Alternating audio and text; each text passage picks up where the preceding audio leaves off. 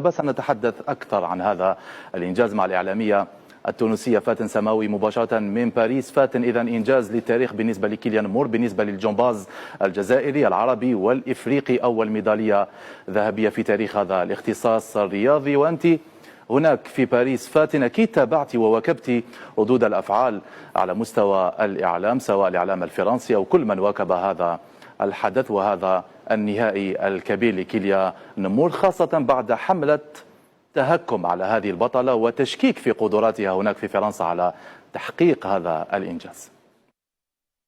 نعم، مساء الخير خالد، وحبيت نمسي على طبعا الحضور معك وضيوفك وعلى كل مشاهدي ومتابعي الدولي الجزائر.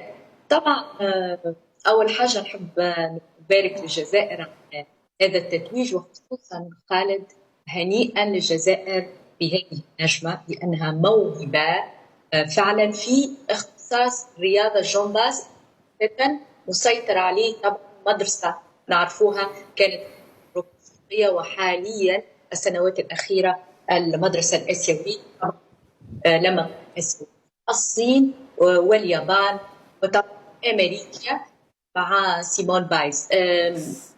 طبعا كايلا نيمور يعني صاحبة 17 سنة تبدع، ولكن دعنا نقول نفكروا حاجة أنه كانت أعين متجهة له ومنتظر، كانت من أكبر المرشحين في هذا الاختصاص طبعا اللي هم لي باغ اسيمتريك، يعني اللي نقولها بالعربية طبعا العريضتين غير المتماثلتين، الاختصاص هذا تماما. حتى نتفكروا في الترتيب العام والسباق العام في مجموعة الاختصاصات، نتفكروا سيمون بايلز الأسطورة الأمريكية لما توجت ذهبت لكايلا نيمور كيفاش تحكي معاه وصرحت قالت عملت يعني عملت المعالية في الاختصاص هذا، ولكن تبقى لاغين الملكة لهذا الاختصاص كايلا نيمور. يظهر شهادة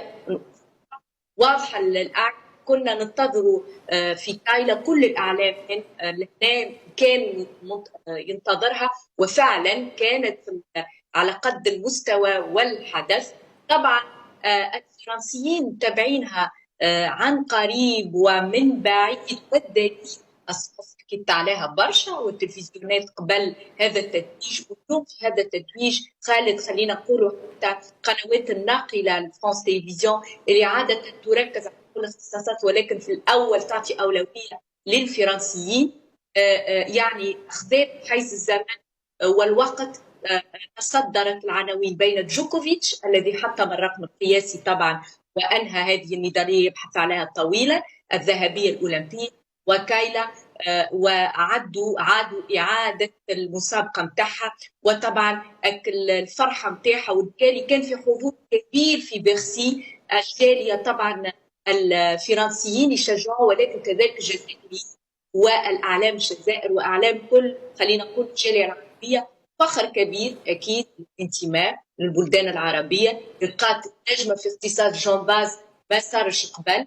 ثم كذلك الصحف، لو تسمح لي في بعض الوقت ناخذ العناوين اللي اهم اللي تصدرت بالطبع اليوم، اسم النجمه والبطله وولاده نجمه واسطوره قادمه بقوه وستسيطر اظن حسب الاختصاصيين في هذه رياضه الجمباز طويله، نظرا عمرها 17 سنه كما في فيغارو تقول لك اولمبيك l'Algérienne الجزائريه كي او دو بريزونتي لا فرانس. تفكر انه كانت ممكن تمثل فرنسا. فاتن، لو سمحتي في هذه النقطة بالتحديد، شاهدنا في بعض البلاطوهات في فرنسا قبل المنافسة وقبل أن تصبح كيليان مور ما هي عليه، كان هناك تشكيك كبير في قدرتها على تحقيق إنجاز أولمبي أو عالمي بألوان الجزائر. ابقي معنا فاتن، النقاش معك أكيد متواصل. سعيدي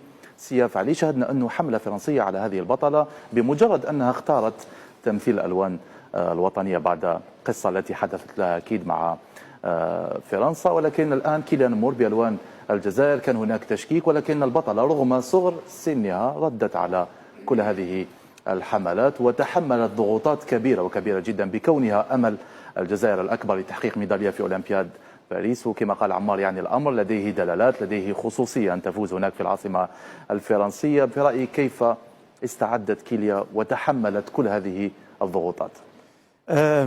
أكيد يعني فرنسا هي ضيعت ميدالية ذهبية اليوم. الرياضية كيليان مور من حقها يعني تختار، لأن عندها جنسية جزائرية، من حقها تمارس الرياضة تاعها مع الجزائر. شفناها باللي راهي متعلقة